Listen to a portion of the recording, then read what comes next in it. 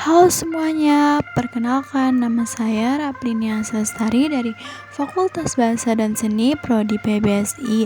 Pada video kali ini saya akan meresensi buku yang berjudul Pendidikan yang Memerdekakan Transformasi Ki Hajar Dewantara dan YB Mangunwijaya untuk Milenial Baru. Nah, selanjutnya ada identitas buku. Terlihat pada bagian sebelah kanan, judul bukunya itu Pendidikan yang Memerdekakan Transformasi Ki Hajar Dewantara dan YB Mangunwijaya untuk Milenial Baru. Pengarangnya itu ada Francis Wahono, penerbitnya itu Yogyakarta Sinan Books, tahun terbitnya itu 2021, nomor ISBN yaitu 97869614201, jumlah halamannya itu 518 halaman. Oke, selanjutnya ada biografi penulis. Francis Wahono merupakan penulis dan direktur Yayasan Sindelaras Paritrana.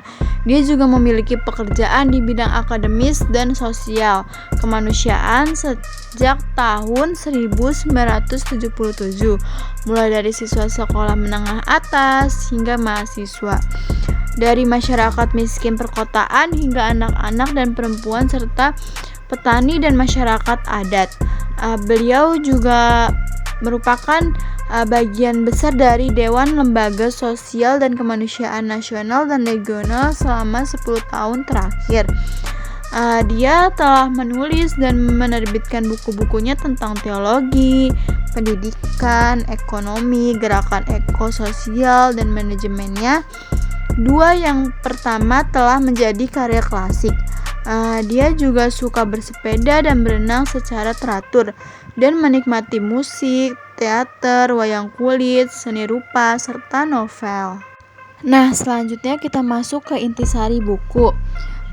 Pendidikan yang Memerdekakan. Di halaman awal buku, Francis Wahono ini mengkaji konsep pendidikan yang memerdekakan. Dalam perspektif negara, pendidikan mestinya dipandang sebagai investasi jangka panjang, bukan sebagai konsumsi atau sebagai belanja negara. Cara negara memperlakukan pendidikan bukan sebagai investasi wajib publik inilah yang akhirnya menghasilkan pendekatan pendidikan komersial. Negara lepas tangan tanggung jawab atas dalil pendidikan sebagai konsumsi atau pengeluaran, sebagai belanja negara, bukan investasi negara. Gugatan pertama dan utama dari Dr. Francis Wahono adalah bahwa negara harus hadir berdaulat atas pendidikan rakyatnya. Nah, selain itu, Francis Wahono juga melontarkan kritik terkait dengan metodologi pendidikan dengan berpijak pada Ki Hajar Dewantara dan Paulo Freire. Kedua tokoh tersebut memang menjadi ikon pendidikan yang memerdekakan. Untuk mencapai pendidikan yang memerdekakan, Ki Hajar Dewantara mengusulkan metode Pamong dengan rumusan Ngresung-Todologo Ikmadia Mangunkarso Tut Hurihanyani. Metode pendidik anak bagi Ki Hajar Dewantara mengedepankan keteladanan. Untuk orang dewasa, guru harus menjadi fasilitator dan bahkan bersama-sama memecahkan masalah, menjadi inspirasi dan kolaborasi, dan terus-menerus memberi dorongan.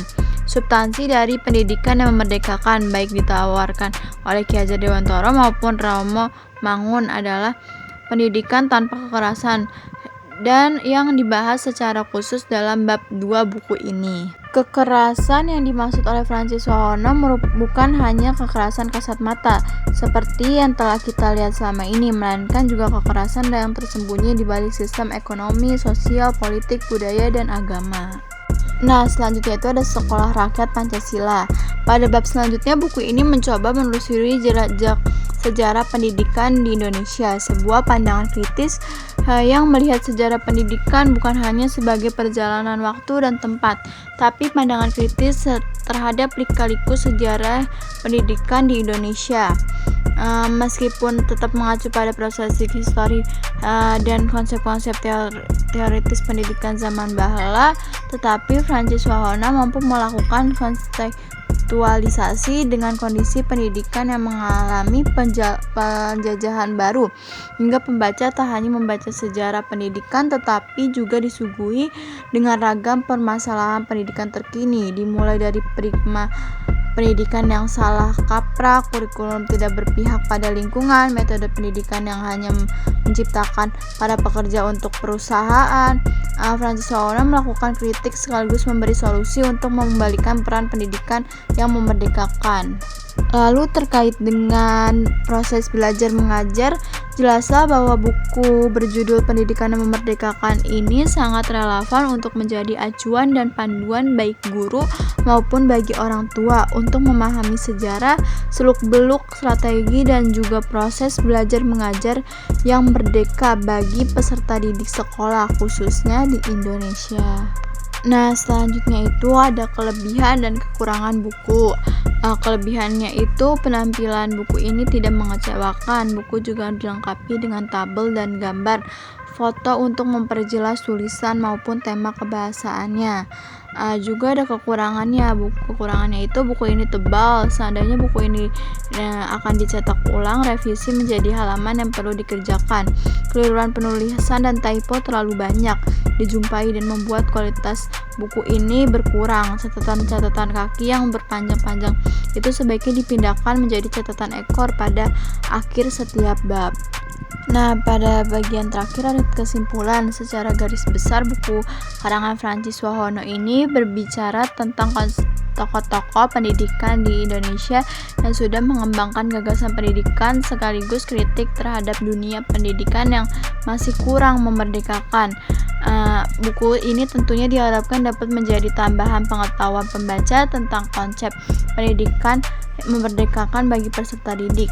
Oleh karena itu, pentingnya kita menyiapkan generasi yang arif, bijaksana, berilmu, maju, dan terampil teknologi, sekaligus generasi beretika, berreligiositas, dan terlibat pada kemanusiaan dan penyelamatan bumi, alam semesta, dan setiap orang dapat berpartisipasi untuk usaha-usaha pendidikan yang memerdekakan ini. Oke, jadi sekian resensi buku yang telah saya jelaskan. Semoga bermanfaat.